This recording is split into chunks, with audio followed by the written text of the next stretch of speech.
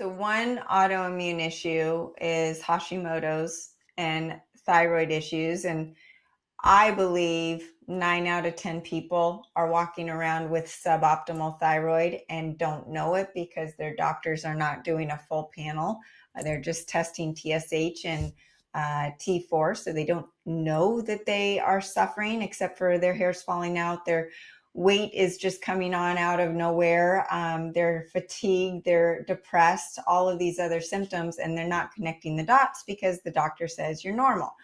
So how do oxalates play with the thyroid, which is the master endocrine gland and affects your sex hormones and affects your adrenals and everything else? Glands have a real affinity for oxalates. My theory is that glands are factories. They have to produce thyroid molecules, or they have to produce other enzymes or hormones, right? They're producing substances, even sebum or other kind of oils for your skin. Like, glands are all over the body, but these endocrine glands that help regulate your metabolism are sensitive to picking up oxalate. And it turns out, really surprising, that we haven't done more serious literature and research and put some real dollars into this, because the few studies that are out there looking at trying to see the oxalates in the tissue itself of our thyroid glands shows that by the time you're middle-aged, you have an 85% chance of having little tiny kidney stones, basically, of calcium oxalate collecting in your thyroid gland, Mm-hmm. interfering with function. And the more your function goes down, the more likely you are to collect it. So once you start collecting it, it gets worse with age because, of course, it's interfering with function, and therefore those cells aren't defending themselves that well and preventing the accumulation. So, yeah, I think thyroid problems are becoming just like gut problems and mood problems, energy problems, bone health problems, arthritis, pain syndromes.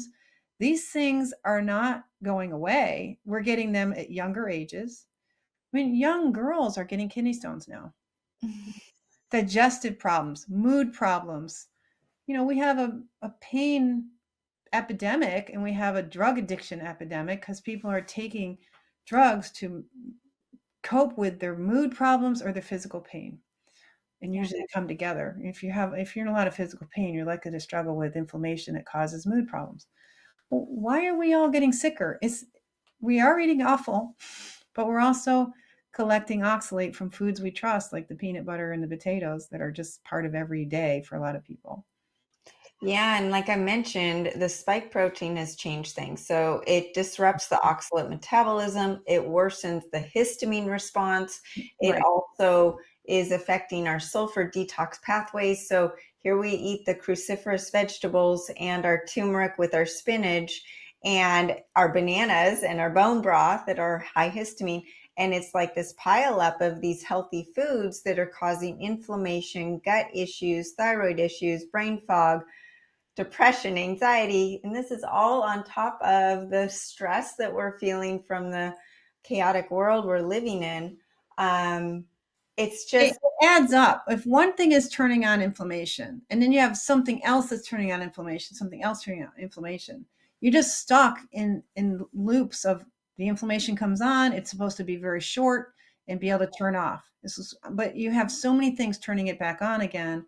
And with oxalate, you get nanoparticles collecting in all your important tissues, like your shoulder joint and your neck joints and your low back, your kneecap, all over the body. That's these particulate nano and microcrystals that are forming are perpetually, potentially turning on inflammation. And there's a certain kind of genetic subtype. If you tend to have allergies in your family, you're headed toward autoimmune related symptoms with high oxalate and with any infection and this kind of toxicity situation that keeps the liver inflamed. If you're constantly doing, nail polish and all the stuff we do all day long, that's so toxic. The liver is being asked to work too hard. That turns on the immune system having to work too hard under horrible work conditions, right? Because you end up with nutrient deficiencies, especially in the minerals. Oxalate causes you to lose not just calcium, but pretty much all the minerals because the inflammation makes the cells leaky. And you end up with problems with not enough Bs, and the liver needs more Bs to keep everything going. And of course, a lot of people aren't eating the right kind of fats either.